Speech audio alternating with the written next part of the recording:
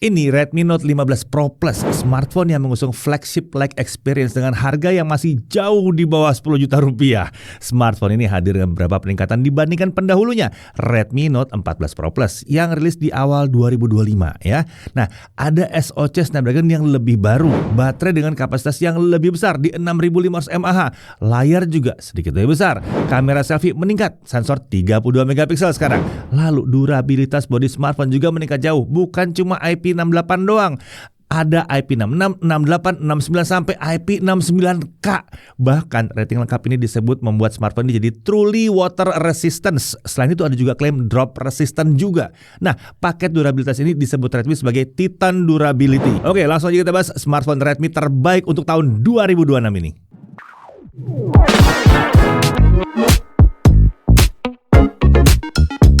Redmi Note 15 Pro Plus ini adalah smartphone yang posisinya paling tinggi di keluarga Redmi Note 15. Varian Pro Plus ini memang biasa dibekali dengan kelengkapan yang umumnya hanya dirasakan di produk kelas flagship seperti eSIM dan layar yang sangat mumpuni. Nah, untuk Redmi Note 15 Pro Plus ini ada tambahan menarik lagi. Ada Xiaomi Offline Communication. Apa itu dan apakah emang ini jadi daya tarik sendiri untuk smartphone kelas menengah premium ini? Kita akan bahas ya. Tapi sebelum itu kita kenalan dulu dengan smartphone-nya mulai dari paket penjualannya. Nah, di sini ada unit smartphone lengkap dengan screen protector yang sudah terpasang. Lalu ada kabel USB-A to C di sini ya. Dan ada chargernya. Ini charger 100 watt hypercharge. Softcase juga ada di sini dan ada SIM tray ejector dan paket dokumen termasuk kartu ucapan terima kasih dari Xiaomi.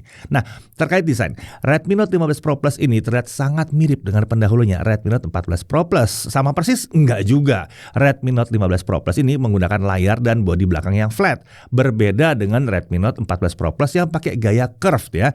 Jadi masih akan cukup terlihat kok mana yang lama, mana yang baru. Tapi smartphone ini juga tidak terasa serba flat juga. Masih ada lengkungan tipis di area tepi layar dan bodi belakang yang membuatnya terasa lebih nyaman saat dipegang. Untuk warnanya ada blue, mocha brown, serta black seperti yang kami pakai untuk pengujian ini. Nah, untuk yang black atau hitam ini, permukaan bodi belakangnya itu punya tekstur lembut dengan gaya soft frosted. Oh ya, bodi belakang ini pakai polikarbonat atau lebih tepatnya fiber reinforced plastik. Nah, frame juga menggunakan polikarbonat. Nah, ada klaim kalau desain struktur dari bodi dan frame smartphone ini sudah diperbarui, menghasilkan struktur yang jauh lebih kuat. Ditambah dengan mainboard yang juga diperkuat. Smartphone ini jadi diklaim aman kalau jatuh dari ketinggian sekitar 2,5 meter. Ini sih lebih tinggi dari orang ya. Sekalipun saat jatuh layarnya menghadap ke bawah pun nggak ada masalah. Sementara untuk ketahanan terhadap debu dan air, smartphone ini IP ratingnya lengkap ya. Seperti dibahas tadi, IP66, IP68, IP69 dan IP69K ya. Jadi tahan debu, tahan kecelup dalam air, tahan disemprot sama air juga. Nggak ada masalah, tekanan tinggi nggak apa-apa ya. Bahkan karena yang terakhir itu pakai K, suhu tinggi juga nggak apa-apa ya. Xiaomi itu bahkan mengklaim kalau smartphone ini bisa bertahan sampai 24 jam dalam air kedalaman 2 meter. Ketahanan ekstra ini disebut Redmi Titan Durability. Tapi tetap aja ya, kami mengingatkan bahwa anggap saja ini sebagai perlindungan ekstra ya. Jangan karena ada janji durabilitas seperti ini kita malah jadi kasar dan sembarangan pakai smartphone yang satu ini. Pakai sewajarnya aja. Jangan terus karena beli ini, tahu nggak? Ini kan Titan, lempar duar depan temannya. Jangan, nggak usah kayak begitu, nggak usah dipaksain. Yang penting pakai aja. Semoga dengan ketahanan yang ekstra ini dia jadi lebih awet jangka panjangnya ya. Oke, lanjut untuk dimensinya. Tinggi 163,3 mm, lebar 78,3 mm, ketebalan di 8,2 mm. Bobotnya sekitar 207 gram. Ya nggak terlalu berat juga, apalagi kalau melihat bahwa baterainya itu relatif besar di sini ya. Sekarang kita lihat ada apa saja di sekeliling bodi smartphone ini. Di kanan ada tombol power dan volume up and down. Di atas ada mikrofon dan speaker. Di kiri ini kosong, di bawah ada SIM tray. Ini untuk 2 nano SIM ya. Lalu ada mikrofon, USB-C dan speaker. Jadi di sini ada 2 speaker di smartphone ini ya. Saat kami coba, kami rasa bahwa dalam kondisi standar suaranya lebih dominan di mid. Separasi juga nggak gitu hebat-hebat amat. Dan saat kami coba mengganti Dolby Atmos ke Xiaomi Sound, separasi jadi sedikit lebih baik bahkan ya. Sayangnya saat mencoba mengangkat bass lewat custom equalizer, kami merasa bahwa bassnya tuh masih agak kurang sih ya. Secara umum suara yang ditawarkan oleh speaker di Redmi Note 15 Pro Plus ini bisa dikatakan mencukupi, tapi mengingat posisi ini sudah di kelas menengah ke atas atas gitu ya. Kami sedikit berharap bahwa suaranya bisa sedikit lebih rapi lagi. Nah, di sini juga ada opsi volume boost 200% dan 400%. Ini bisa digunakan kalau kita butuh volume suara yang lebih tinggi lagi. Tapi ini kayaknya lebih cocok untuk voice call atau video call gitu ya. Pada saat kita mau pakai speaker aja. Kalau untuk dengerin musik rasanya agak kurang pas karena kualitas suaranya akan menurun kalau kita udah ngatur volumenya di 200 atau 400%. Sekarang kita lihat sisi depannya. Ini adalah layar 6,83 inci. 1.5K Crystal Res AMOLED display ya. Tentunya panelnya AMOLED di sini. Resolusi 2772 x 1280 pixel yang disebut sebagai 1,5K tadi ya. Refresh rate-nya up to 120 Hz. Nah, kami menemukan bahwa refresh rate adaptif di smartphone ini sepertinya masih ada bug-nya ya. Saat brightness layar diatur ke tingkat yang cukup tinggi, refresh rate layarnya bisa otomatis turun ke 60 Hz saat tidak ada input ke layar di home screen ya. Tapi kalau brightness-nya diatur ke tingkat yang agak rendah, refresh rate layarnya tertahan di 120 Hz. Walaupun nggak ada input di layarnya nih ya. Jadi mungkin ini butuh perbaikan sedikit dari si softwarenya aja. Nah, kemudian untuk pelindungnya dia pakai Gorilla Glass Victus 2 di sini. Nah, kalau untuk brightness saat kami coba brightness dalam kondisi standar untuk indoor itu bisa mencapai sekitar 600 nits dan untuk simulasi outdoor bisa 820 nits. Kalau kita aktifkan sunlight display brightnessnya bisa naik lagi ke kisaran 1100 nits. Jadi ini layar yang relatif terang ya. Nah, untuk layar gamut ada beberapa opsi profil warna yang bisa kita pilih. Untuk mode original warna diatur mendekati 100% sRGB dengan gamut coverage di 95,5% sRGB dan gamut volume di 97,6% sRGB. Nah, untuk mode vivid ini sepertinya diatur mendekati 100% DCI-P3. Gamut coverage-nya 96,1 DCI-P3, gamut volume di 101,5 DCI-P3. Untuk mode saturated ini warnanya dilepas dia di sini ya dengan gamut coverage di 99,7% DCI-P3 dan gamut volume tinggi di 117,9% DCI-P3. Kemudian di sini juga ada mode advance dengan opsi sRGB dan P3. Secara umum untuk layar gamut advance sRGB ini karakternya mirip dengan mode original. Sementara untuk Advanced P3 ini mirip dengan mode Vivid. Nah, untuk bezel layar ini masih terbilang tipis dan ini cukup seimbang tipisnya di keempat sisi layarnya. Di sini juga ada 3840 Hz high frequency PWM dimming. Jadi harusnya kalau gelap-gelap ya, terus diredupin layarnya ini masih enak di mata. Kemudian dia juga punya in-display fingerprint scanner dan ada beberapa sertifikasi dari TV Rhineland, yaitu ada Low Blue Light Certification. Ini hardware solution ya. Lalu ada Circadian Friendly Certification dan ada Flicker Free Certification. Kemudian seperti biasa ada earpiece nih di bezel atas layar. Lalu ada juga kamera selfie di punch hole di area tengah atas layar. Ini isinya adalah kamera 32 megapiksel bukannya f2.2 fixed focus. Rekaman videonya bisa mencapai 1080p 60 fps. Beralih ke sisi belakang, ini adalah kamera utamanya ditempatkan di kamera bump dengan desain yang jadi ciri khas Redmi Note 15 series ya. Ya, semua Redmi Note 15 series akan pakai desain yang seperti ini. Nah, ini adalah kamera 200 megapiksel main camera f1.7 autofocus dan pakai optical image stabilizer. Untuk perekamannya itu bisa mencapai 4K 30 fps. 1080p 60 fps juga bisa. Kemudian kamera ultra wide 8 megapiksel f2.2 perekaman video sampai 1080p 30 fps. Dan di sini juga ada LED flash serta ada infrared blaster. Untuk fitur-fitur ada banyak, dibaca aja nih listnya. Fitur-fiturnya ada banyak banget. Kita langsung masuk ke spesifikasinya. Untuk SoC-nya dipakai Snapdragon 7S Gen 4. Ini varian lebih baru dari varian 7S Gen 3 yang digunakan di Redmi Note 14 Pro Plus. Smartphone ini menggunakan Ice Loop Cooling System. Ini pertama di Redmi series sistem ini ya. Menggunakan 5200 mm persegi loop heat pipe. Kemudian untuk RAM dan storage ada dua opsi, ada 8256 dan ada 12512. Ini RAM-nya LPDDR4X. Storage-nya pakai UFS 2.2. Ada memory extension dengan opsi sampai 12 GB. Dan di sini ya seperti dibahas tadi tidak ada dukungan untuk micro SD. Untuk baterai 6500 mAh silicon carbon. Ini meningkat dari generasi sebelumnya yang cuma 5000 mAh. Dan tentunya dia udah support 100 watt hypercharge ya. Ada dukungan juga untuk reverse charging di 22,5 watt. Untuk sensor lengkap banget ya.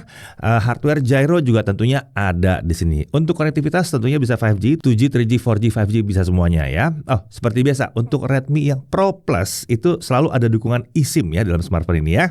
Untuk Wi-Fi-nya 6E, Bluetooth-nya 5.4. Untuk kodeknya dia bisa SBC, AAC, aptX Audio, aptX HD, aptX Adaptif, LDAC dan LHDC. Lalu NFC juga sudah ada dan ini sudah bisa digunakan untuk payment lewat aplikasi yang mendukung seperti Google Pay misalnya ya.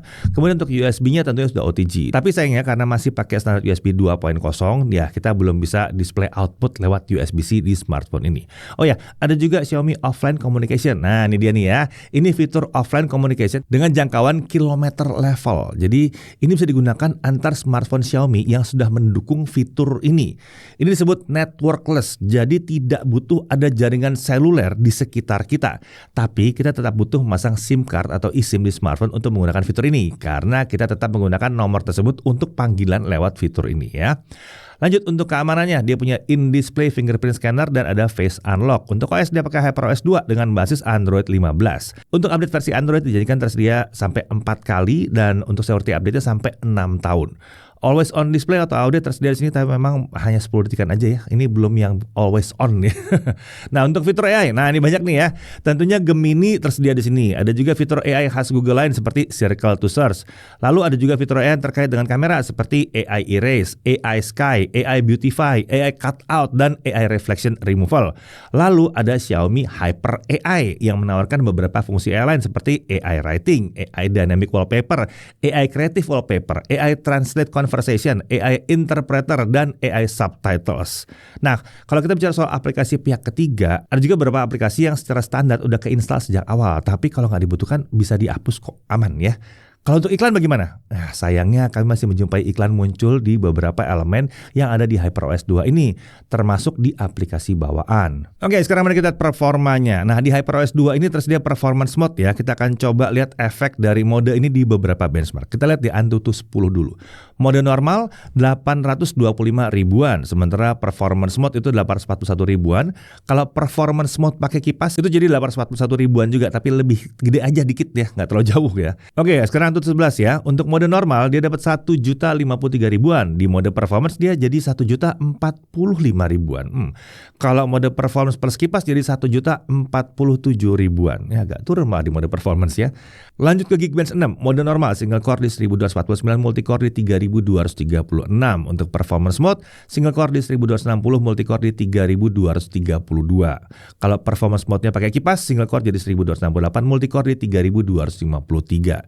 Jadi terlihat memang ada potensi ya untuk peningkatan performa yang bisa ditawarkan di performance mode. Tapi memang selisihnya nggak selalu jauh lebih tinggi. Tapi ya biar lebih asik aja ya, untuk pengujian berikutnya skor yang kita tampilkan hanya skor dari performance mode-nya. Oke, kita langsung masuk ke Trimark Slingshot Extreme OpenGL, grafik skornya di 6056.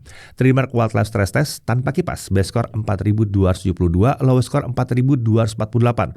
Jadi stabilitasnya tinggi ya di 99,4%. Udah nggak perlu tes pakai kipas lah kalau gitu ya. Langsung aja masuk ke gaming. Nah, untuk pengujian gaming kita juga pakai performance mode dengan setting refresh rate diatur manual ke 120 Hz. Untuk Subway Surfer, sayangnya game ini cuma jalan 60 Hz ya. Dia nggak bisa jalan 120 Hz. Jadi frame rate-nya ya ketahan di 60 FPS. Bukan berarti nggak sanggup, cuma ketahan doang. Ini efek dari software ya. Lalu untuk PUBG Mobile, setting frame rate yang terbuka hanya sampai ekstrim alias 60 FPS. Saat kami coba dengan setting smooth ekstrim, kita dapatin rata-rata cukup dekat dengan 60 FPS. Sesekali bisa ada frame drop, tapi kebanyakan hanya di kisaran 50-an FPS saja. Belum sampai terasa mengganggu saat main game ini ya. Untuk gyro aiming gimana? Tentunya ini mulus dan responsif ya karena pakai hardware gyro. Untuk Mobile Legends bagaimana? Oke, kita coba ya. Setting mentok kanan, setting frame rate yang terbuka itu sampai super atau 90 FPS. Saat kami coba mainkan, frame rate-nya bisa cukup rata dekat 90 FPS. Kalau ada battle bisa sedikit turun ya, tapi cuma ke 80-an FPS. Secara umum ini memang sudah terbilang memadai, sayangnya belum kebuka aja 120 FPS-nya. Lanjut ke Wuthering Waves. Game ini kita coba di preset yang mentok kiri alias Ultra Performance. Tentunya frame rate kita atur dulu maksimum di 60 FPS. Hasilnya frame rate ada di kisaran 25 sampai 45 FPS. Untungnya rata-rata frame rate-nya masih lebih banyak di atas 30 FPS. Setelah 30 menit kita mainkan, rata-ratanya jadi 36,7 FPS. Masih terbilang oke lah ya untuk main game yang satu ini. Lanjut untuk Genshin Impact. Kita coba dulu setting highest 60. Ternyata kami merasa game ini belum bisa berjalan dengan mulus ya. Masih ada stutter yang mengganggu. Saat kami coba pakai fan pun, frame rate-nya yang dapatkan tuh masih ada di kisaran yang sama dan stutternya masih terasa di sini. Jadi kita putuskan untuk mengulang pengujian dengan setting lowest 60 60 fps. Hasilnya, frame rate ada di kisaran 37 sampai 52 fps selama pengujian. Tapi secara umum, frame rate-nya masih lebih banyak ada di atas 45 fps. Setelah 30 menit kita dapat rata-rata frame rate di 47,2 fps. Ini terbilang memadai lah untuk main game Genshin Impact di setting lowest 60. Nah, untuk suhu permukaannya sisi depan suhu tertinggi di area atas layar yaitu di kisaran 41 sampai 42 derajat Celcius. Sementara suhu di area tengah layar itu masih mendekati 41 derajat Celcius juga. Sementara untuk area bawah layar ada di 38 derajat Celcius. Terlihat kalau penyebaran panasnya terbilang lumayan merata sini ya. Untuk sisi belakang titik dengan suhu tertinggi ada di dekat modul kamera dengan suhu di kisaran 42 derajat Celcius. Bagian tengah 40 derajat Celcius, sementara bagian bawah di kisaran 38 derajat Celcius. Secara umum keseluruhan smartphone ini terasa anget ya kalau digunakan main game berat. Tapi belum sampai panas yang berlebihan. Untuk ranking-rankingan kita kasih C lah ya satu ini ya. Lanjut ke pengujian kameranya. Di tangan saya kali ini udah ada si Redmi Note 15 Pro Plus 5G. Jadi untuk tes kameranya kali ini bareng sama saya. Dan suara yang teman-teman dengar itu direkam langsung menggunakan mikrofon dari smartphone-nya. Jadi kalau mau dipakai vlogging itu suaranya kurang lebih kayak gini. Oke, kalau gitu langsung aja kita mulai ke pengujian kameranya ya. Kita mulai pembahasannya dari video di kamera selfie-nya. Untuk kualitas gambarnya kalau di resolusi 1080p 30 fps itu terbilang cukup oke. Detailnya memang bukan yang super tinggi tapi masih cukup tajam buat kami. Tapi kalau pakai resolusi 1080p 60 fps, kualitas gambarnya tuh terasa lebih rendah ketimbang 30 fps-nya. Terasa banget lah kalau detailnya itu lebih rendah ketimbang 30 fps-nya. Lalu untuk kemampuan dynamic range-nya ini standar aja. Kalau di kondisi pencahayaan yang sisi gelap dan terangnya kontras, background terlihat overexpose, tapi area wajah tuh masih bisa kelihatan. Tapi kalau di kondisi pencahayaan yang lebih baik, hasilnya juga lebih baik kok. Lanjut kita cek stabilisasinya. Mau di resolusi 1080p 30 fps ataupun 60 fps, videonya tuh udah minim guncangan kok kalau dibawa jalan kayak gini. Lanjut ke kamera utamanya. Untuk kualitas gambarnya sendiri ini udah terhitung sangat oke ya untuk kami. Detailnya tuh cukup tinggi dan ketajamannya juga pas kalau untuk kami. Dan kalau butuh gambar yang lebih tajam lagi, di sini ada opsi resolusi 4K 30 fps. Untuk dynamic range tentunya ini jauh lebih baik ketimbang kamera selfie-nya. Di kondisi pencahayaan yang sulit kayak gini, terlihat kalau bagian wajahnya itu bisa kelihatan jelas dan backgroundnya tidak terlalu overexpose. Untuk stabilisasinya, mau di resolusi berapapun udah terbilang cukup oke. Kalau dibawa jalan kayak gini tuh hasilnya cukup rapi. Lanjut lagi kita bahas kamera ultrawide-nya. Di sini opsi resolusinya mentok 1080p 30 fps saja. Kalau ngomongin detail sih ini standar aja ya, apalagi kalau dibandingin sama kamera utamanya tadi. Ya ini berasa lah kalau emang hardware-nya itu beda kelas. Untuk dynamic range-nya ini juga cukup oke. Setidaknya ini lebih baik kalau dibandingkan kamera selfie-nya. Sementara kalau dari segi stabilisasi ini udah mantep. Videonya itu terbilang stabil kalau dibawa jalan kayak gini.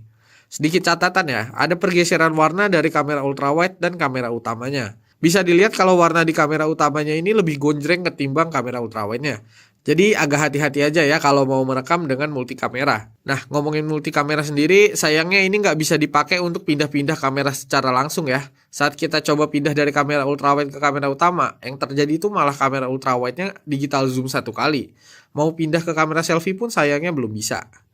Lanjut ke low light. Untuk kamera selfie-nya sih kualitasnya agak di bawah harapan kami. Kalau di 1080p 30 fps terlihat noise tuh udah mulai bermunculan dan gambar juga jadi terlihat soft. Sementara kalau di 1080p 60 fps gambarnya jadi gelap. Kami sih kurang menyarankan pakai yang satu ini di kondisi low light. Untuk jitter kalau di kondisi low light seperti ini sayangnya cukup terasa ya kalau dibawa jalan. Lanjut ke kamera utamanya. Secara umum kamera utamanya ini cukup baik untuk merekam saat low light. Detail gambarnya tetap tinggi dan noise sangat minim. Kalau kita pakai 60 fps-nya, gambar memang jadi sedikit lebih gelap, tapi ini masih bisa kepakai lah ketimbang kamera selfie-nya tadi. Untuk urusan stabilisasi saat low light, hasilnya lumayan oke juga. Jitter memang masih terasa, tapi ini masih dalam kategori yang wajar aja lah menurut kami. Di 1080p 60 fps juga sama, hasilnya minim jitter, tapi memang gambarnya jadi sedikit lebih gelap. Untuk urusan autofocus saat low light, ini memang bukan yang super cepat, tapi bukan juga yang super lambat. Jadi ya standar aja lah kalau buat kami. Nah, kalau untuk kamera ultrawide-nya, sayangnya ini kurang optimal kalau di kondisi low light seperti ini. Kualitasnya udah sangat menurun ketimbang saat di siang hari. Saran kami sebaiknya ini dipakai di kondisi cahaya yang memadai saja. Kalau di low light, mendingan pakai kamera utamanya aja deh. Lanjut lagi ke urusan fotografinya. Kalau untuk foto di kondisi cahaya yang optimal, hasilnya tuh udah terbilang memuaskan untuk semua kameranya. Mau kamera selfie, kamera utama, kamera ultrawide, Semuanya terbilang udah mencukupi lah kalau untuk mengabadikan momen. Bahkan digital zoom dengan kamera utamanya juga masih tajam dan rapih nih hasilnya.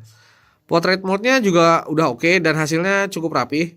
Nah, kalau low light-nya gimana? Di kamera utama sih menurut kami udah aman ya. Detailnya tuh tinggi dan ketajamannya juga masih pas.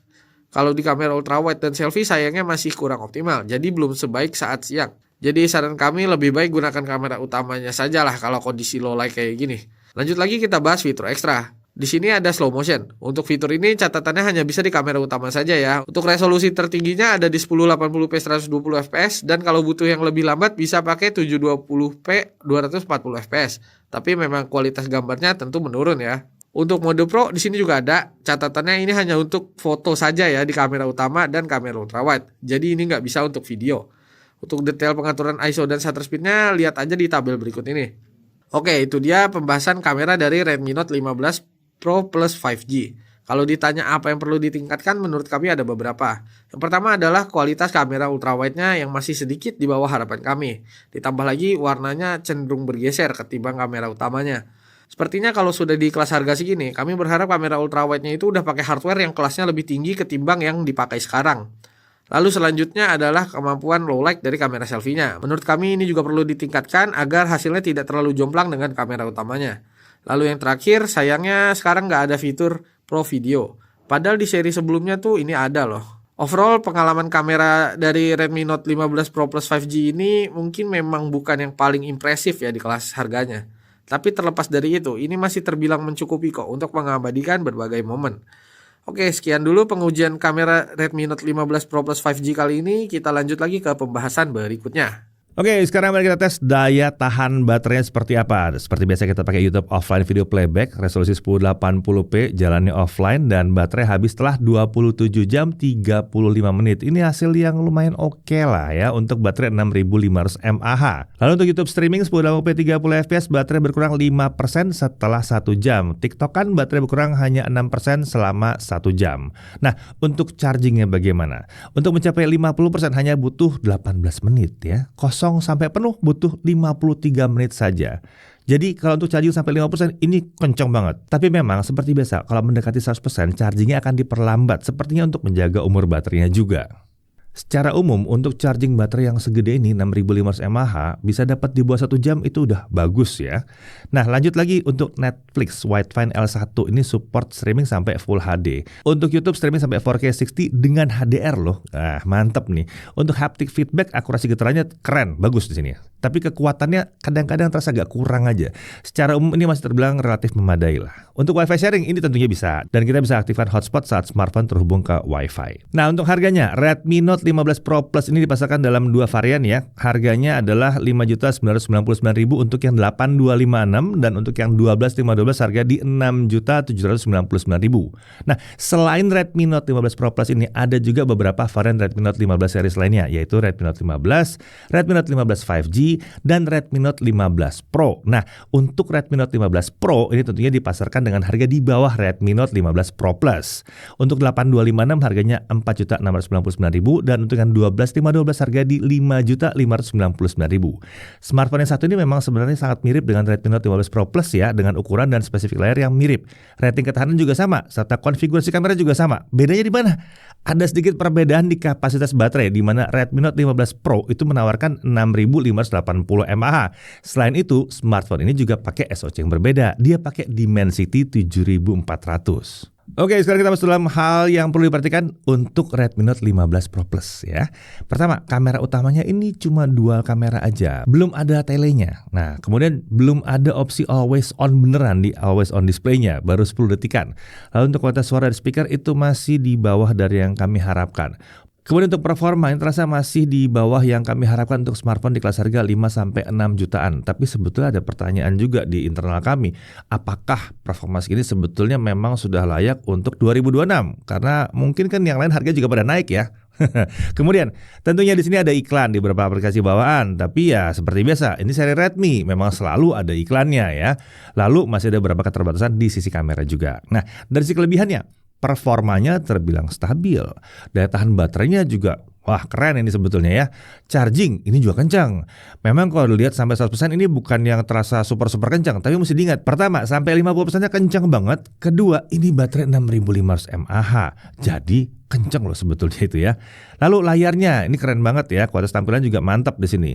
Rating ketahanannya itu yang lengkap banget itu ya. IP66, IP68, IP69 dan IP69K ya, lengkap lah ini ya. Lalu ada opsi perekaman video sampai 1080p 60 dan 4K 30 fps di kamera utama udah lumayan oke nih ya. Bobot smartphone juga nggak terlalu berat walaupun baterai gede banget di 6500 mAh. Lalu dia punya dukungan eSIM, Xiaomi Offline Communication dan Wi-Fi-nya udah 6E. Sensor juga udah lengkap. NFC dan infrared blaster ada juga.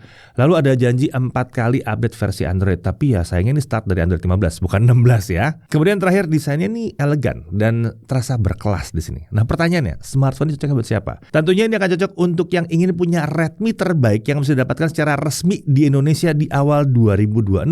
Desainnya pun elegan ya, kelihatan berkelas yang satu nih. Jadi secara umum, kalau yang kalian cari adalah sebuah HP all-rounder di kelas mid-range atas, tapi nggak butuh tele, rasanya Redmi Note 15 Pro Plus ini bisa jadi opsi yang layak untuk dipertimbangkan.